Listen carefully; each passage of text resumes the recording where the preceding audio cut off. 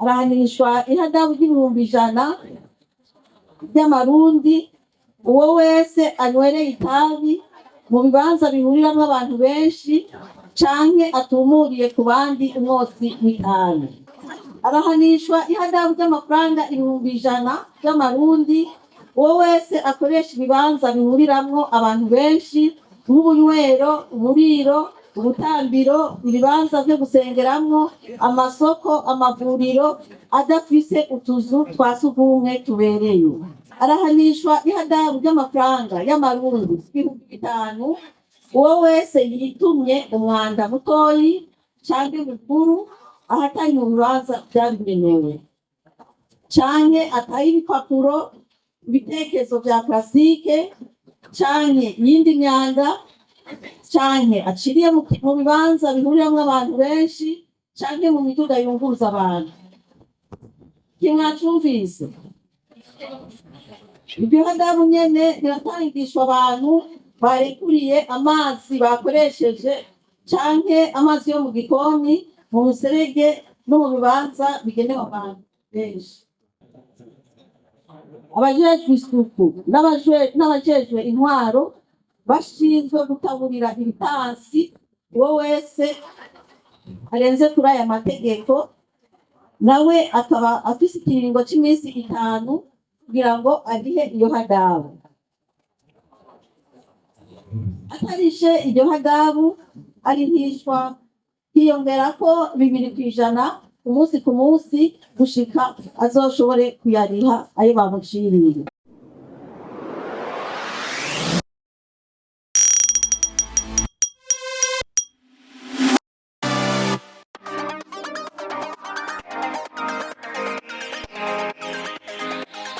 Iki kiza ca kolera kimaze imyaka 3 mu Burundi, twovuga yuko bisa n'icananiranye atari kubera mu bushikiranganji bw'amagara y'abantu canke mu bidukikije canke mu ntwaro yo hagati tudakora, ariko ahanini twarabuze intara b'abenegihugu.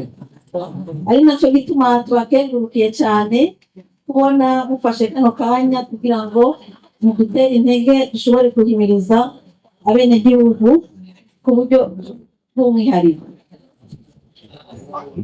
Tumaze kubona ko abenegihugu batabishiramo inguvu cane, twaragiye hamwe ubushikiranganji 3, ubushikiranganji bw'intwaro yo hagati mu gihugu, ubushikiranganji bujejwe ubutunzi, kuko murazi yuko twarayakorera isaba amafaranga menshi cane kugira ngo umuntu ashobore gukira, kandi tukamenya yuko abantu bose bagoye kurera bavugwa ku buntu. Ivyo vyose ni ibintu bitwara amafaranga menshi atangwa na leta y'Uburundi kandi atangwa n'abasanzwe badufasha mu gihugu. Rero tumaze kubona yuko hasohoka uburyo bwinshi bwo kuvura, tukabona yuko abenegihugu badashiramwo inguvu zikwiriye, twanyumviriye tuti erega iyo umuvyeyi abwira umwana ntiyumve, rimwe na rimwe arashirako n'ibihano, agashirako akanywapi kugira ngo umwana agerageze kumvira abavyeyi. Nico gituma tumaze kubona yuko n'umukuru w'igihugu yahaye ikonje indwi yose igihugu cose kugira ngo dukore isuku. Twamaze iminsi 7 turiko turakora isuku, hariho abaciye bahafatira umuco mwiza wo kubandanya isuku n'abandi batavyitwararitse.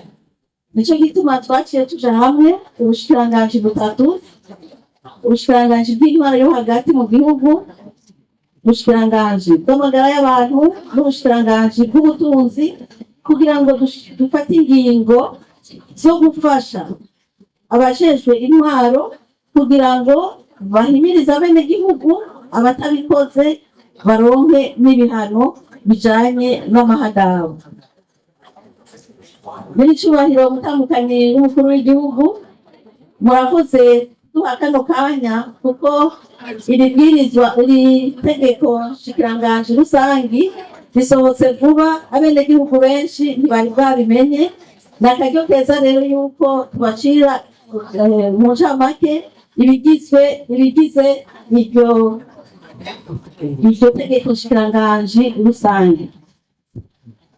Bigizwe n'ingingo nkeyi cyane zitarenga indwi, ari nacyo gituma nashaka ko ndazisoma uko ziri kugira ngo abenegihugu ntibaze bavuge yuko batabyumvise. Hanyuma iryo tegeko nk'uko buramatari w'intara yabivuze biraheza rigakwiragizwa mu bajejwe intwaro bose. Ikiranganji rusangi inimero 400, 540, inimero 333, inimero 630, agakwego 440 ryo kuwa 9 Gitugutu rihindura itegeko nshikiranganji rusangi inimero nyene ryo kuwa 5 ukwezi kwa 8 rishinga amahadabu atangishwa abarenga amategeko agenga isuku n'isukura. Iryo tegeko ryari ryarasohotse itariki 8 ariko ryari mu Gifaransa, ari nacyo gituma twaciye turihindura mu rurimi rw'ikirundi kugira ngo bose baze baryumve. Ubushikiranganji rero bw'intwaro yo hagati mu gihugu, ubushikiranganji bw'ubutunzi, ubushikiranganji bw'amagara y'abantu bwihweje ibwirizwa shingiro rya Repubulika y'u Burundi n'ayandi mategeko arikomokako, cyane cyane atunganya ikigega cya leta, amategeko agenga amazi mu Burundi, amategeko ashinga isuku n'isukura mu Burundi, amategeko agenga ibidukikije mu Burundi. Bwihweje kandi itegeko inimero 100 agakwego 18 ryo kuwa 17 Nyakanga 2025 bisubira mu itegeko inimero 100 agakwego ubusa kabiri ryo kuwa 5 Nyandagaro riringaniza leta y'u Burundi ingene ikora imirimo yayo. Bashinze imirimo ikurikira: itegeko nshikiranganji rifise intumbero yo gushinga amahadabu atangishwa abarenga amategeko agenga isuku n'isukura. Ingingo ya kabiri, arahanishwa ihadabu ry'amafaranga y'amarundi 5,000 uwo wese yitumye umwanda mutoyi canke mukuru ahatari mu bibanza vyabigenewe, canke ataye ibipapuro, ibitekerezo vya plastique canke yindi myanda, canke aciriye mu bibanza bihuriramwo abantu benshi canke mu miduga yunguruza abantu. Kimwacumvise? Ibyo hadabu nyene biratangishwa abantu barekuriye amazi bakoresheje canke amazi yo mu gikoni, mu muserege no mu bibanza bigenewe abantu benshi. Ahanishwa ihadabu ry'amafaranga y'amarundi 50,000 uwo wese yimbiye amazirantoke, ashize imicafu, ibisigarira vy'ivyuma, vy'injanja hamwe n'ivyabomowe, canke arekuriye amazi yo mu kazu ka sugumwe, ibigirisi vy'amavuta y'imoteri, ataye ibikoko vyapfuye n'imyanda y'ubwoko bwose mu migende canke mw'ibarabara bigenewe bose, canke akabita mu matongo y'abantu canke amatongo ya leta, mu bisagara, ku nkengera z'inzuzi, mu bidengeri vy'inzuzi, mu biyaga canke no mu bitanga vy'amazi. Arahanishwa ihadabu ry'amafaranga 100,000 y'amarundi uwo wese akoresha ibibanza bihuriramwo abantu benshi nk'ubunywero, uburiro, ubutambiro, ibibanza vyo gusengeramwo, amasoko, amavuriro adafise utuzu twa sugumwe tubereye. Arahanishwa uwo wese afise canke aba mw'itongo riri kw'ibarabara rigenewe bose, ategerezwa kugira isuku no kubungabunga inkombe zarwo, inkombe z'ibarabara. Atabigize ahanishwa ihadabu y'amarundi 50,000 mu gisagara canke 2,000 mu ntara za ruguru ahatari mu gisagara. Mu mahinguriro, mu bigo bikoreshwa imyuga bikorerwamo imyuga canke inyubako z'ubudandaji no mu micungararo yavyo hategerezwa kugirirwa isuku. Birabujijwe gusuka imicafu n'amazi yakoreshejwe arimwo ibisigarira vy'imyanda vyo mu gahinga canke mu nzuzi, mu biyaga no mu bidengeri vy'amazi. Ni ukuvuga abo bantu b'amahinguriro bavuye aho bataye imicafu bahanishwa ihadabu y'ibihumbi 500 vy'amarundi.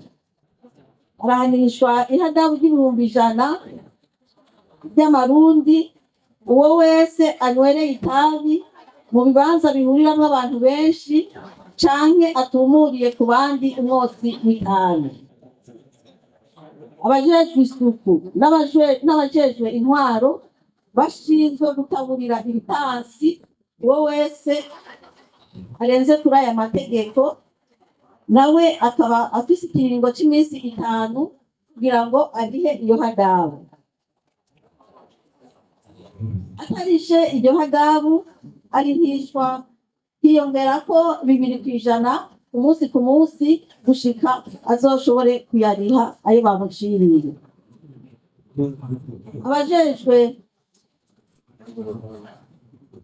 Ababijejwe bavugwa muri iyi ngingo barafata ivyangombwa vy'uwo muntu ahawe igitansi co kuriha gushika azorihe niho bazomusubiza ivyangombwa vyiwe.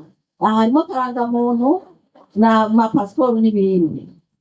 Amahadabu ategekanijwe n'iri tegeko nshikiranganji rusangi ashirwa kw'ikonte zicishwako amafaranga yinjira mu kigo c'igihugu kijejwe gutorokanya amakori n'amatagisi yuguruwe mu mabanki atandukanye. Ingingo zose zahora ziteye kubiri n'iri tegeko zirafuswe. Iri tegeko ritangura gukurikizwa kuva umunsi ryatewe k'umukono, ni ukuvuga itariki 9 z'ukwezi kw'icumi mu mwaka w'2025. Murumva rero bene wacu, ikibazo c'isuku kiraraje ishinga igihugu kandi twagihagurukiye, kandi turiko twese tuzovanya ibiza byose terwa n'isuku rike. Abajejwe intwaro bazoronka izi nyandiko kugira ngo bagire ico bisunga mu guca amahadabu, ntihagire uwo barenganya kuko amahadabu murumvise yanditse. Bitwararike rero gukora isuku. Urazi ko dufise n'amikoro make, birirwa baraduca amande kubera twakoze ayo makosa yose mu minsi.